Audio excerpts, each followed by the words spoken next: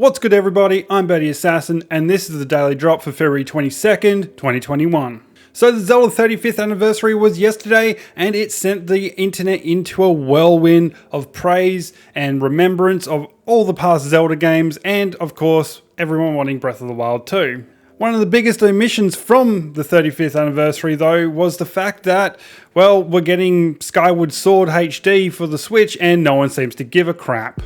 There were many polls on Twitter and even on Instagram of asking what's your favourite Zelda game, and Ocarina of Time, Majora's Mask and Breath of the Wild were the top 3 runners in practically all of them that I saw. Even one of the Nintendo accounts actually did a similar poll and Skyward Sword was on it and it completely got destroyed.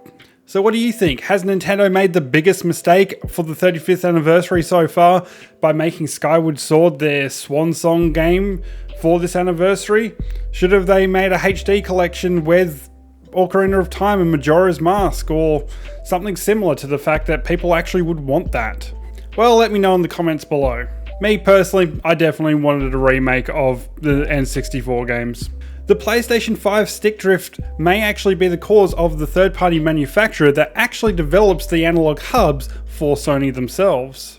The analog sticks are actually made by a third-party company called Alps and are used by Xbox, Nintendo and Sony, and they're actually using all the same model analog stick in the Pro controller, the Xbox One and Xbox Series X and S controllers, as well as the Elite controllers, as well as the PS4 DualShock controller and the PlayStation 5 DualSense controller. Now it has to be said that they actually aren't using this same one in the Joy-Cons, which has got the worst stick drift of any controller on the market. Now while there have been a little bit of issues with some of the Xbox controllers and there were major issues with the PlayStation 4 controller having stick drift, it doesn't seem to be anywhere near as bad as what's happening with the PlayStation 5 controller so far. iFixit actually did a teardown of the PlayStation 5 controller to pretty much go over how you could possibly fix this and what's the actual cause of the stick drift.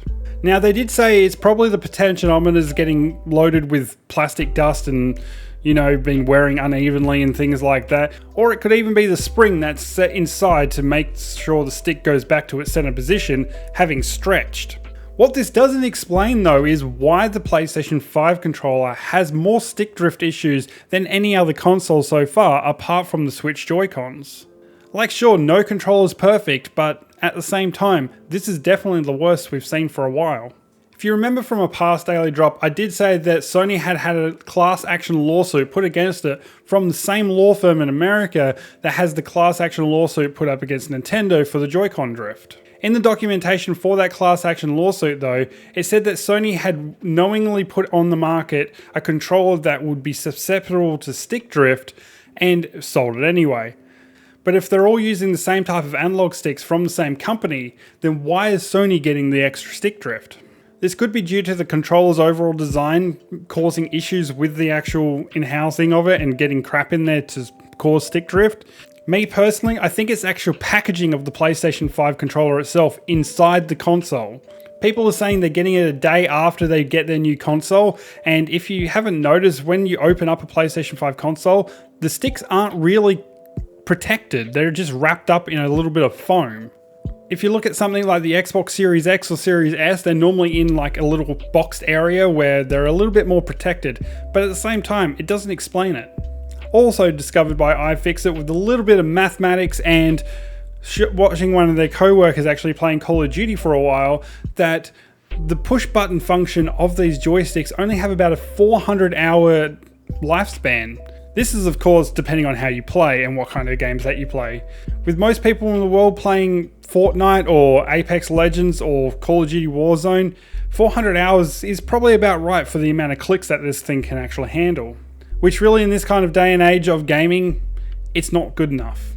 So will we see improvements for the joysticks? Will Sony and Xbox and other companies start making their own joysticks? We're just going to have to wait and find out. For now though, if you do have stick drift on your DualSense controller, all I can suggest is hitting up Sony and try and get a warranty replacement, but it's still not a guarantee at this point. The other part is, if you got stick drift and you got it from EB Games, they do at the moment have to replace it under warranty free of charge.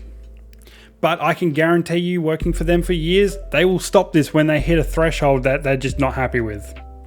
so get in while the going's still good. And finally, a fully playable version of Rare's cancelled Dinosaur Planet N64 game has surfaced on the internet. This was actually meant to be the final game for the Nintendo 64 from Rare, until Nintendo took over the project and eventually retooled it as a Star Fox Adventures game for the Nintendo GameCube. This is a little bit sad since the game was actually pretty good as a Star Fox game, but as a Dinosaur Planet game could have been even better.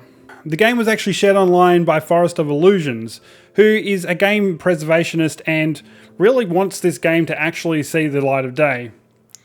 A few people from Rare have actually picked up on this and can't believe what they're seeing. It was a project that was very dear to a lot of them, and obviously seeing it again out in the light of day so other people can see it is something that they've always wanted. The game file that was actually shared online is said to be the final one before it was actually retooled to be Star Fox Adventures, which is cool because that means the game's actually fully playable. And that's all we have time for today. Don't forget to go to gamefield.com.au, use code birdyassassin to get 10% off your order. And if you like this video, hit that like button and even consider subscribing to get daily updates. Until then, stay safe and keep gaming. I'll see you next time.